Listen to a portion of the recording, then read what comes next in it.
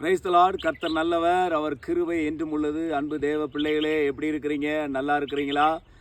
அப்போஸ்தலர் 1வது அதிகாரம் 8வது வசனம் இவ்வாறாக சொல்லுகிறது, பரிசுத்தாவி உங்களிடத்தில் வரும்பொழுது நீங்கள் பலனடைந்து எருசலேமிலும் யூதேயா முழுவதிலும் சமாரியாவிலும் பூமியின் கடைசி பரியந்தமும் எனக்கு சாட்சிகளாய் இருப்பீர்கள் என்றார். ஹல்லேலூயா. பரிசுத்த ஆவியானவர் உங்களிடத்தில் வரும்பொழுது பூமியின் கடைசி பரியந்தமும் எனக்கு சாட்சிகளாய் இருப்பீர் என்று வேதவசனம் சொல்லுகிறது. அன்பு தேவ பிள்ளைகளே, இன்றைக்கு என்ன ஒரு வாழ்க்கை வாழ்ந்து கொண்டிருக்கிறோம் என்பதை சற்று உணர்ந்து பாருங்கள்.